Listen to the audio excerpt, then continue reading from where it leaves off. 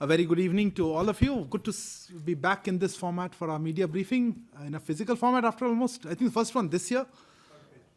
Third phase, unfortunately, yes. Since last, I think December we did it. Yeah. Happy to see you guys. Welcome back to Ministry of External Affairs. Okay, if you could begin. I have a couple of announcements, so let me read those out, and then we will open the floor for questions. First is on External Affairs Minister's visit to Germany and to France. External Affairs Minister Dr. S. Jaishankar will be on a visit to Germany and to France from February 18th to 23rd of this month. In Germany, he will participate in the Munich Security Conference. He will also hold bilateral meetings with foreign ministers and other delegates who would be attending the conference. At the Munich Security Conference, he will participate in a panel discussion on the Indo-Pacific and will also lead discussions at an Azadi ka Amrit Mahotsav Akkam event that is being hosted by our Consulate General of India in Munich and the Observer Research Foundation on the sidelines of the Munich Security Conference. Thereafter, he goes to Paris, and where EM will hold a bilateral meeting with his French counterpart, Mr. Le Drian, His Excellency Jean-Yves Le Drian. At Mr. Le Drian's invitation, EM will also attend the EU Ministerial Forum for Cooperation in the Indo-Pacific on 22nd of February. This is an initiative of the French presidency of the European Council. EM will also hold bilateral meetings with counterparts from the European Union and other Indo-Pacific countries on the sidelines of this forum. He will further give an address at the French Institute of International Relations, IFRI. That was the first announcement. When is he reaching France? I think on Sunday, today is what? Today is 17th, 18th, 19th, 20th. I think he should be there on 20th. Either 19th night or 20th. I don't have the exact travel plans. But his meeting with the French minister is on the 20th. Next one is a more internal, focused on ministries. Let me just, you've seen that we've announced our Azadi ka Amrit Mahotsav week, that iconic week that MEA will do. Let me take this opportunity to just brief you all since you handle the beat. The Azadi ka Amrit Mahotsav celebrations were inaugurated by Prime Minister Shri Narendra Modi in March 2021, which marked a 75-week countdown to the 75th anniversary of our independence this August, and thereafter continue a year till August 2023. Happy to share that our embassies and consulates have celebrated more than 5,000 events so far under the rubric of Azadi ka Amrit Mahotsav. Each of the ministries here, or many of the ministries in Delhi, are also celebrating an iconic week as per the plan laid out by the National Implementation Committee. So Ministry of External Affairs is celebrating its Azadi ka Amrit Mahotsav iconic week from the 21st to the 27th of February, that's next week. The celebrations would include a series of commemorative events and activities in New Delhi, as well as other cities across the country. Our branch secretariats, the Indian Council for Cultural Relations and its regional offices, our regional passport offices, and the offices of the Protector of Emigrants would be organizing several Akkam events across the country. We would be sharing details of our events through our social media platforms. In fact, yesterday we put out a video. Today also, I think just we put out something. Interestingly, some of our foreign embassies would also be participating in doing events, and we are sharing information on that. Many of these events are open to the public, and also other events that you can join in virtually. So we invite you to engage with them. Thank you. I think that's the two announcements that I have. Let me open the floor for questions. So I see you. Okay. Let me start with Siddhant as always. The fastest. Okay. So Ukraine has been dominating the agenda. How big is the worry for India, particularly regarding the Indian nationals there, in terms of, is there any plan for evacuation of Indian nationals from Ukraine? Look, some of it, of course, this is a live issue. You would have seen developments being monitored by our embassy. They have issued advisories, in fact, a couple of advisories. We have set up control rooms. There's a control room at the embassy. There is a control room now functioning in the Ministry of External Affairs. We also have a 24/7 helpline. As you specifically referred to evacuation, I don't think any decision on evacuation has been taken. Our embassy continues to function normally and provide services to Indian nationals in Ukraine. As the advisory said, those who are non-essential activities, would perhaps we request them to leave, as well as not undertake non-essential travel. But as I said, flights are operational. The embassy is normal. Our embassy is in touch with the students. I think that's how we're looking at it. We continue to monitor the situation on the ground, and we will take further steps if required, depending on how the situation evolves. Sorry, you had raised your hand earlier. How serious is the development then? What is our assessment? Is it going to lead towards war in the region? Is there anything on Ukraine? I have a feeling Ukraine is top of mind. So yes, please, and then come to you.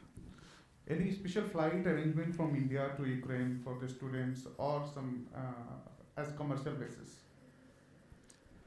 Yeah, please. Let me just, for the record, please introduce you. I know all of you, but please introduce yourself and your organization, otherwise it won't come up on the... Okay, I'm Akhilesh Suman from Sansad TV, sir. The indications are that the situation of tension is going down. What is your assessment? Because India is friendly to USA, Russia, and Ukraine, all the three parties. So whether we are talking to them, whether we are assessing, and if we are assessing, what is the situation now? Or are we helping all the three countries to tone down the rhetoric? That's a very loaded question. Anyway, I'll try to... Who else was in Ukraine? I'll take couple of more. Just 1 second. I thought I saw a hand here. If not, then I'll... Okay, if that's it. Yeah, please, since you're right there. Okay. So thanks now. Firstly, the Russians have said that they are pulling back troops, at least in certain areas, like the Crimean Peninsula. The Western countries, particularly America, has said that there is no sign of that on the ground. Now, what does India know on the subject? Secondly, your External Affairs Minister has said that India wants a diplomatic solution. Now, will India be part of that diplomatic solution? I'll take one more before, and we'll open it again. Sorry, yeah, please.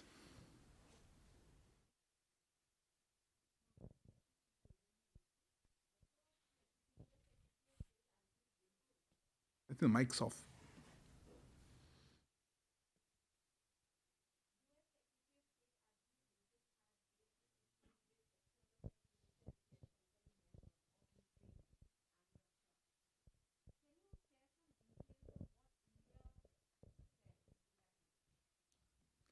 Okay, I think we'll stop here for a second and I'll come back. I think there are a few more questions left.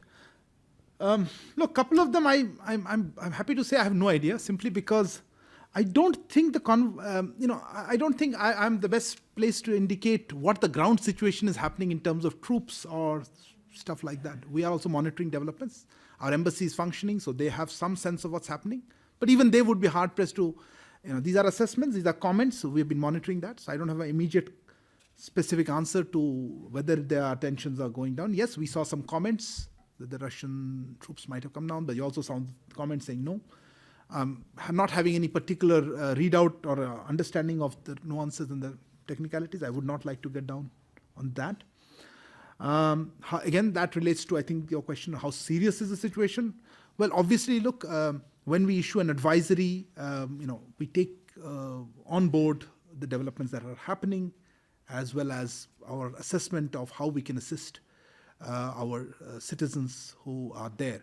So I would say our focus is and remains on Indian citizens, Indian students, Indian nationals, rather than anything larger than that. And in terms of what we need to do to ensure that they are safe and they are provided the information that we have. As I said, no immediate evacuation plans, so we don't have any special flights. However, as you would have seen, and we have been mentioning this. I think the embassy also mentioned it yesterday. There were a limited number of flights under the air bubble arrangements. The restriction on the number of flights and the passengers are being removed. I understand that's a Civil Aviation Ministry issue, of course, and I think I read in the media that it has been removed. Indian carriers are being encouraged to operate charter flights between India and Ukraine. There are, of course, flights through other routes, Almaty, Dubai, Sharjah, Istanbul, etc. Our embassy there has issued guidance to the students not to panic. And there are other FAQs that have been frequently asked questions that have been put out. I think they're also taking phone calls. So I would say instead of a specific answer, I think we're looking at a process. We're looking at how it develops and who requires what kind of assistance. On the larger issue of on the how we see it and where it is, somebody said what do we know? No, the more important thing, what can I share with you? I may not know much on that. I think let me just briefly say that our position has been clear and consistent. You would have seen our statement at the United Nations Security Council a few days ago. External Affairs Minister spoke at length during his visit to Australia in response to, I think, a number of questions and even otherwise. I don't think I have much to add to that, but let me just say, in a sense, we have been supportive of an immediate de-escalation of tensions and a resolution of the issue through sustained diplomatic dialogue. I think that captures what we are saying. We also welcome efforts being undertaken under the Normandy format for implementation of the Minsk agreements. We've said that earlier. And I think we would like to see a diplomatic way and a peaceful resolution of the situation. I think I will leave it at that. Would you be a party to this discussion? I'm not aware of what discussions are underway. I'm not aware that we are party to that groupings that are discussing. As I said, we would like to see dialogue, sustained diplomatic dialogue as a way out. I'm not sure that necessarily needs to involve India. We have good relations, of course, with all the parties involved, but that need not involve us. Sorry, I have some questions. This side, somebody's hands were there. Please. I'd like to know, out of the 20,000 students that are reportedly studying in Ukraine, how many have shown interest to come back to India at this point in time? On Ukraine, anything else? No, that's the last one. Ukraine? So a similar question, Meghna from DD News. How many students have been contacting the control room or have reached out to the helpline? And do we have any data? Because earlier, in the last week of January, the embassy put out on a website a registration form for people who want to probably leave or collect some data. So is there any data on that?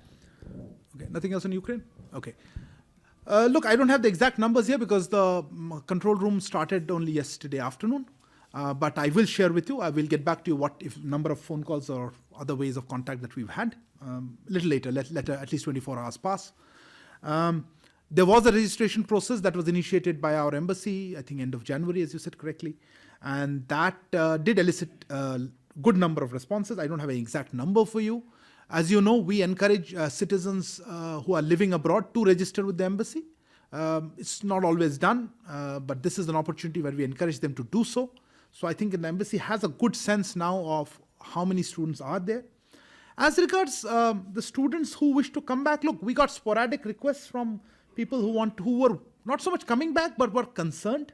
I think there are issues involved here. Some of them worried that their classes may be interrupted and they may not be allowed to go. So others wanted online mechanisms. So it wasn't as if they immediately want to leave. As you know, the situation on the ground currently, from what we hear, is not where they are keen to move immediately, but there are concerns, obviously, with the developments.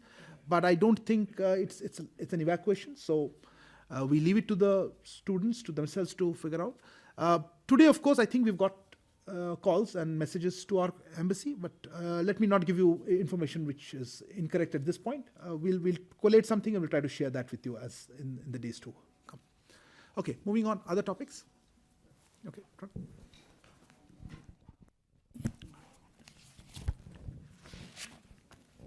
Sir Pranay Upadhyay ABP news से आज पूर्व प्रधानमंत्री मनमोहन सिंह का एक बयान आया है he said कि the government is failed on foreign policy front और उन्होंने कहा कि चाइना भारत की हद पे बैठा हुआ है और ये फॉरेन पॉलिसी फेलियर है और साथ ही भारत के रिश्ते जो है पड़ोसी देशों और कई देशों के साथ खराब हुए हैं so what's you have to say अभी हमने देखा था इसको पहले थोड़ी देर पहले. देखिए, let me say, ये from my perspective, this is purely or clearly a political message, not a policy one. So I think from my position here, I would not like to get into that. Of course, as regards China, the facts of the matter are clear. I don't need to reiterate them. We have been discussing about what the processes of conversation with China and how the situation has arisen. But I think that's repeatedly we have said that. On the other issues, as I said, these are political message clearly and not a policy one. So I don't think I should dwell more into that. Sorry, that's your second. Hold on. Other people, yeah, okay. Two questions based on the EM's visit to Australia. To begin with, we heard from the Australian Foreign Minister, Marise Payne, in Australian Parliament answering a question on India, where she said she raised human rights concerns about India with External Affairs Minister Jaishankar. I'm interested to know what that was about, since we didn't see any of that in the readouts. And to just follow up again on Maha's question, on the discussion with Mr. Blinken about what's happening in Ukraine, the US actually used the term in its readout that Mr. Blinken and Mr. Jaishankar discussed Russian aggression. Does India accept that terminology or accept that assessment of what is happening in Ukraine? Okay, look, we're back to Ukraine. I think I missed one of the questions. I don't remember who said that a little while ago about what was the conversation between EM and, was that Mahas? Oh, sorry. Apologies. I shall come back to that. Look, there is a reason we have separate readouts. And I think that was their assessment of what they raised. Clearly, this is a topical issue and did come up in the conversation. As regards our understanding and our perspective, as I've said just now, and I'm happy to read that again, we have a perspective on the developments in Ukraine that I think we have said repeatedly. I think our statement of the United Nations Security Council is perhaps the best assessment of that. It's the most comprehensive. I probably have that somewhere here, if not because that probably somewhere. I just pull it out. That I think gives a good sense. But as I said, from our perspective, what is most important is that we feel a diplomatic solution is the way ahead. So I think on the Ukraine part, it says it's an honest conversation. I think it was. I think that's a good description of that, and I think it was an exchange of views on how we see it. As regards the Australian Foreign Minister's comment, look, I don't want to comment on what she said in the Parliament. We have very close relations with Australia that has transformed over the last few years. In fact, I would say with all our Quad partners, the opportunity of the Quad Foreign Minister meeting was an occasion to not only look at the Quad, but also look at the bilateral meetings. I think the Quad, of course, was the sort of a heavy focus or the main focus of that visit, but it was useful to also have bilateral discussions on various issues. She may have chosen to highlight some aspect, but I think as we have said earlier, this is an engagement that we have with our partners on various issues, and I think these are useful occasions for exchange of perspectives. Let me just end with saying, look, the Quad, our relations with the Quad countries have changed, with all the three Quad countries over the last decade or so, and it's natural that they will discuss on various issues. But overall, this is a group that I would say is natural. This is a force for global good. Sorry, next. Yeah. Is there somebody, before that, hold on, please. I'll go with our precedent of first question, yeah. Ranjana from UNI. Continuing on this Quad thing and Ukraine. Ukraine's over, but anyway, go ahead. The joint statement mentioned Myanmar, it mentioned South China Sea, did not mention Ukraine at all. But Australia and the foreign minister of Australia, US, Japan, they were quite vehement in what they had to say on Russia and Ukraine. So does it, and India had its own stance. So does it in a way signal a dissonance in the Quad? I mean, what is the future now when three are on one side and one is just sticking to its own side? So does it suggest, what is the future? Okay, related question. So the local Australian media reports also said that the External Affairs Minister had expressed very divergent views, and it said that he had split from his other three Quad counterparts on the issue of Ukraine and Russia's role. So going by the question also that was just asked about, that there was not a mention of it, not a single word in the joint statement.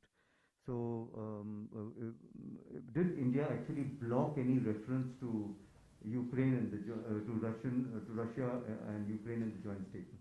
Thank you. Look, let me answer the two aspects to this, so let me take that one after the other. I think on the larger issue of the future of the Quad, I don't know what would give rise to any concern about the future. I think the Quad's actually it's come a long way in, even in the short time it has been there. You can see it had physical meetings at the head of state, head of government, head of state level. We had foreign minister meeting. We had last year virtual, this year with the physical one. We're looking forward to the next, summit level engagement in the Quad. The topics that is discussing and the kind of positive, as I said, in terms of force for global good, is something that comes naturally from the greater integration of our contacts or greater interaction between our countries, with all the three Quad countries, and amongst themselves, of course.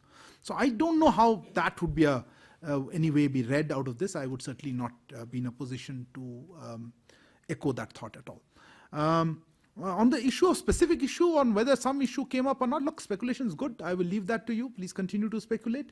But this is a joint statement. It shows how much of it that we are in agreement with on a diverse set of issues. And I think that captures it, our positions of the Quad quite nicely. The External Affairs Minister's comments, I never get into trying to interpret what he said. He said a lot of things in public on a couple of occasions, more than two. I think it was that one press conference and another one, as well as the talk that he did at the Institute. So I think he's had an occasion to explain what he meant. Now, if the Australian media wishes to call it a split, that's their choice. I don't think that's a correct characterization of that. I think he spoke clearly of how India looks at the issue. And obviously this is a complicated issue, and which each country brings its own perspective to it. Sorry, Stranger, please.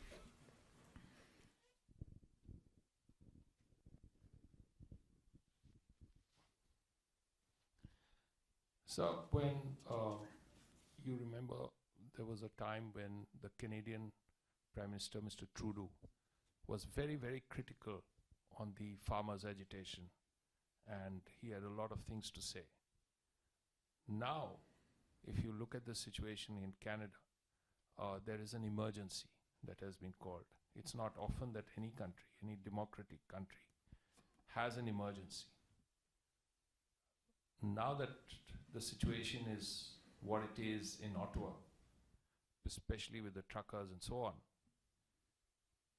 and the fact that people in the Indian community have raised this issue, what is it that you would like to say? This is not an interview, so it's not I would like to say, but I would just like to recall where we are on this.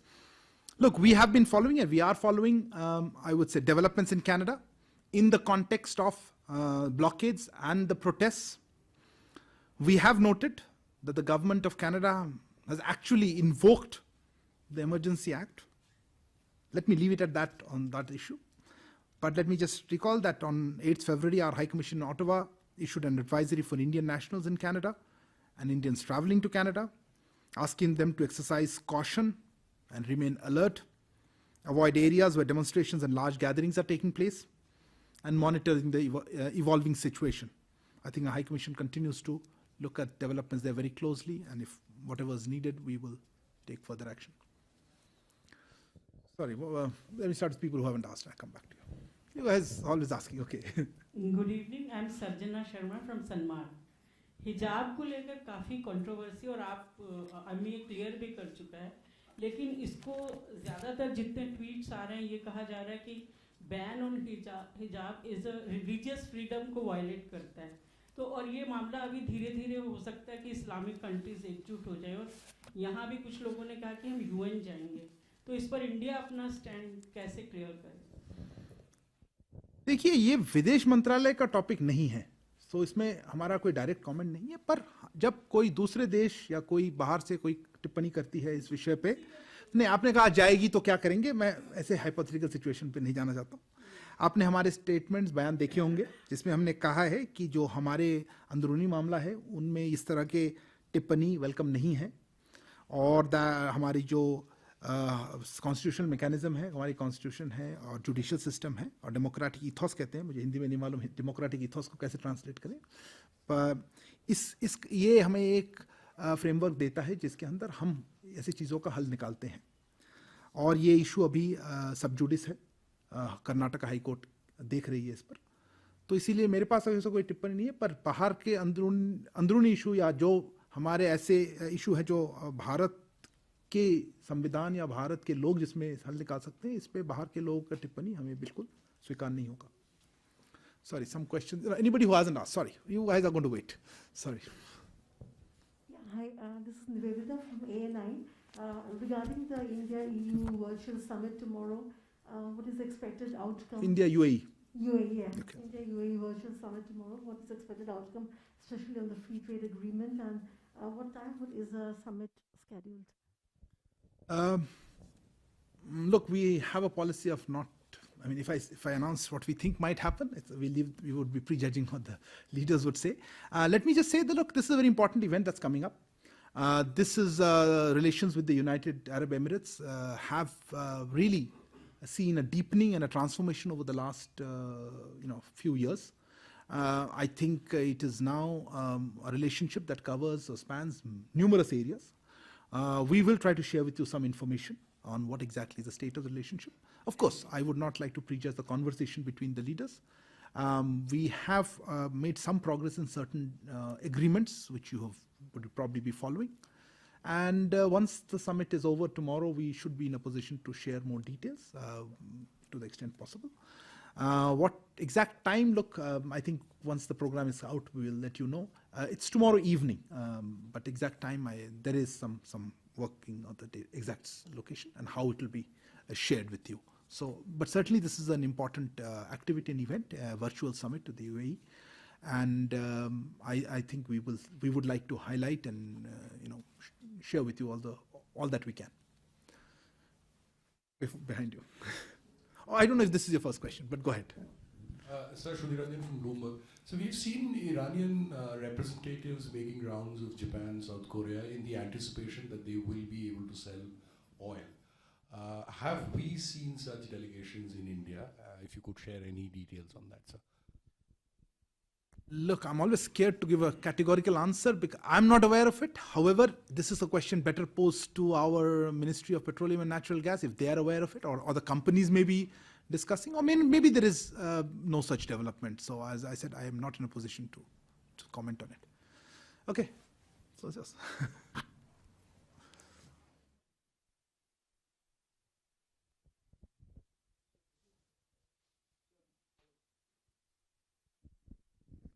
This is again Achilles Suman from Sunset TV. The question is related to Quad and Canada. Both, some sort of correlation because we are going through COVID phase. No, sorry.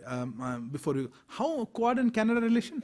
Okay. Okay. Because the Quad ministerial also took place amidst the Quad. Not in Canada. Amidst COVID. No, I'm telling you. Quad ministerial took place amidst COVID.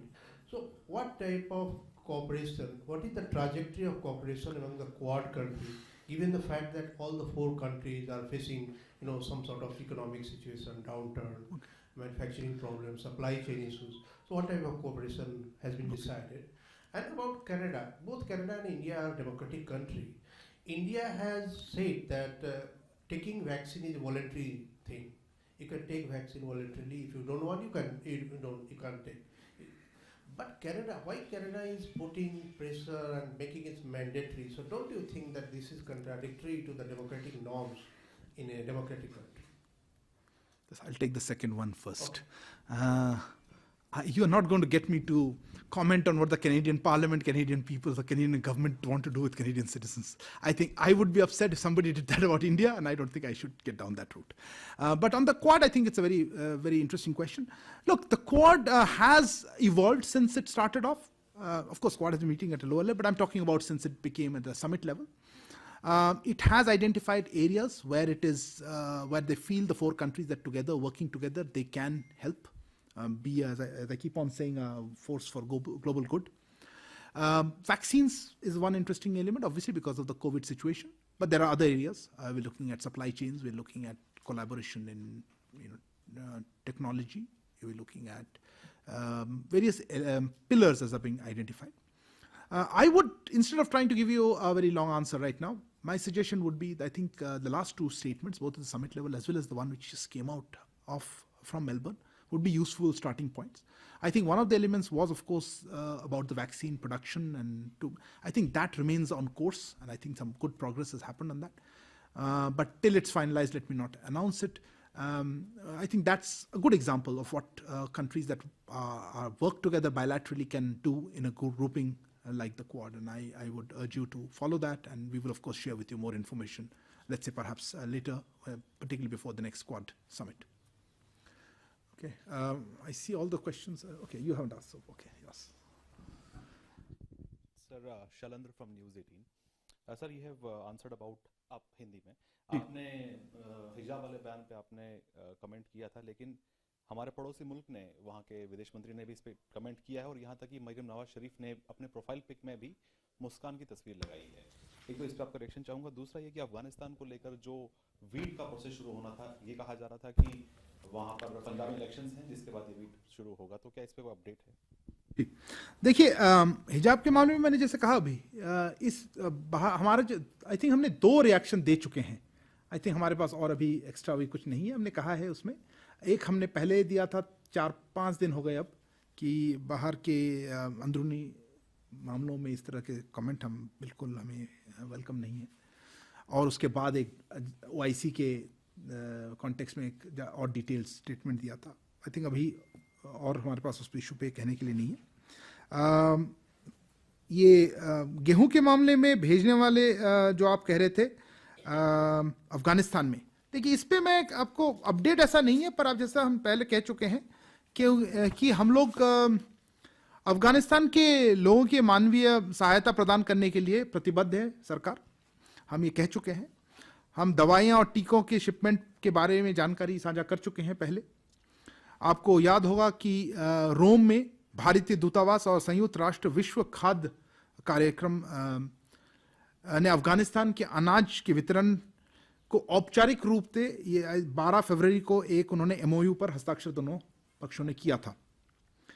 हम पाकिस्तान के रास्ते 50,000 ton गेहूं के shipment की जो modalities कह रहे थे, हम उनके अंतिम रूप में है, अंतिम चरण में है. और उम्मीद यही है कि जल्दी से हम इस पहली शिपमेंट की डिटेल्स आपसे साझा कर सकेंगे. मुझे यही आशा है.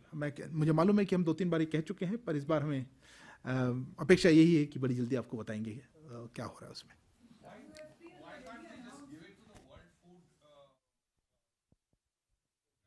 Sorry, one way. On this one. Sorry, microphone. About this food grains for Afghanistan, why can't we give it to the World Food Program and say, well, this is for Afghanistan? And how will they take it? That's up to them. That organization. No, we would like it to reach. International organization. True, but we would like it to reach the people of Afghanistan, and we will hand it over to World Food Program there. We could do various things, but this is how we would like to do it. Sorry, microphone.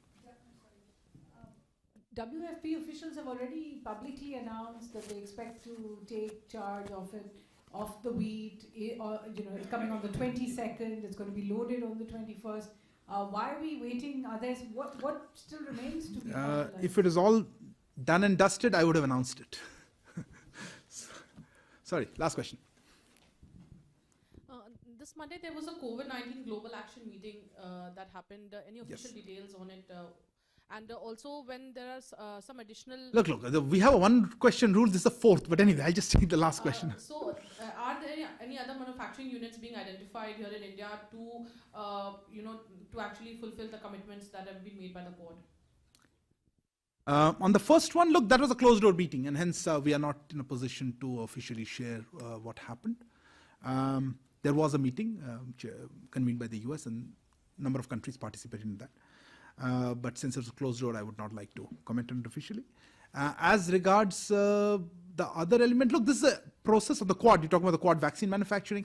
Look, I think biological E was identified, and that still remains the main one. There is some talk of perhaps others, but the objective is not that. The objective is to make sure that 1 billion doses get out in 2022 this year, and I think we are working towards that. Whatever modalities are required for that. Okay, thank you very much for your presence here today. That brings us to the end of this media briefing.